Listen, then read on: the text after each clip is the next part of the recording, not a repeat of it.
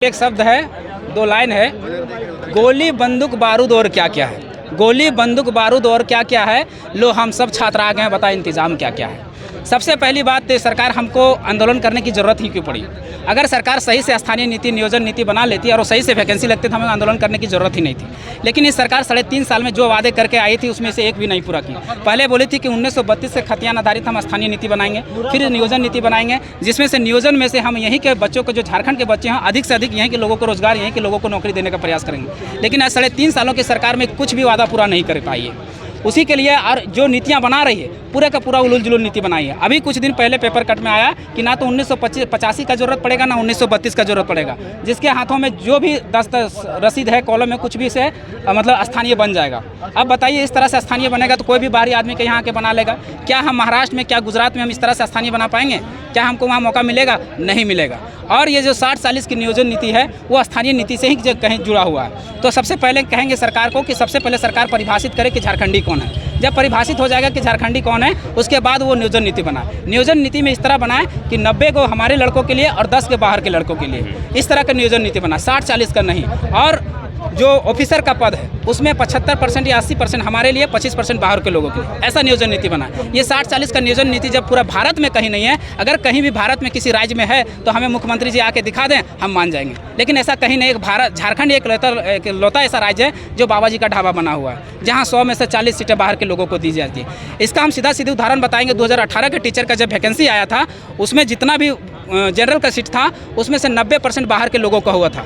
इसका उदाहरण है कि ग्रेड और गोड्डा में 52 गो टीचर का वैकेंसी था, जिसमें 48 को बाहर के लोगों का हुआ था। केमिस्ट्री में 37 को टीचर का वैकेंसी था, 36 को बाहरियों का हुआ था। आपका संस्कृत में 56 को टीचर का वैकेंसी था, जिसमें 54 को बाहरियों का हुआ था। अगर ये 60-40 की नीति अगर पास हो जाती है और इसके आधार पर अगर नौकरी ली जाती है तो सबसे बड़ा दुर्भाग्य, एक तरह से झारखंड को फिर से बिहार बना दिया जाएगा। फिर से उसको एक तरह से बिहार बन जाएगा और उस तरह हमारी जो नौकरी, जो हमारी रोजी रोजगार है, वो एकदम पूरी तरह से छीन जाएगा। हम वहाँ पर फाइट नहीं कर पाएंगे। कैसे? अभी जल छाजन का वैकेंसी आया, असिस्टेंट इंजीनियर का वैकेंसी आएगा। अब उसमें सारे पोस्ट को आप देख लीजिए तो 75 से 90% हमारा जो क्या बोलते हैं कैटेगरी है उसमें बाहर के लोगों का रिजल्ट हो जाए। इतना बड़ा दुर्भाग्य है इस राज्य का।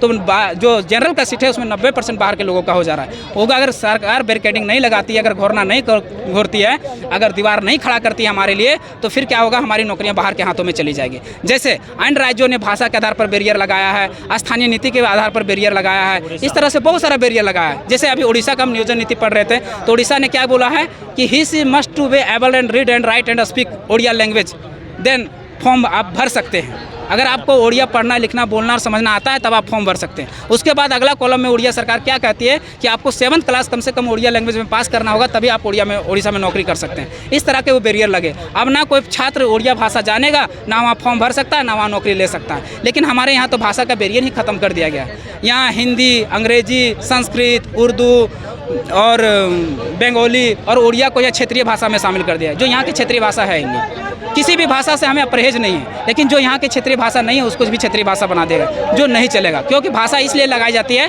भाषा एक बैरियर होती है, बाहर को लोगों को रोकने का काम करती है, और इस बैरियर को भी हटा दिया गया है। एक सवाल है कि जिस तरह से मुख्यमंत्री आवास के पास जाने के लिए जो बैरिकेडिंग की गई है, उसको लेकर के आप क्या कहेंगे? अभी बैरिकेडिंग की गई है आप लोगों के लिए, शब्द को फिर से एक बार प्रश्न करेंगे।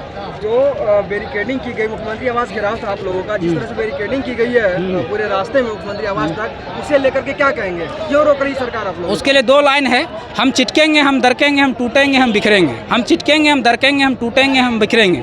इस मिट्टी से जन्म लिए, इस मिट्टी में मिल जाएंगे, पर अपने हक अधिकार से कभी समझौता नहीं करेंगे, कभी अपने हक अधिकार से समझौता नहीं करेंगे। जय झारखंड।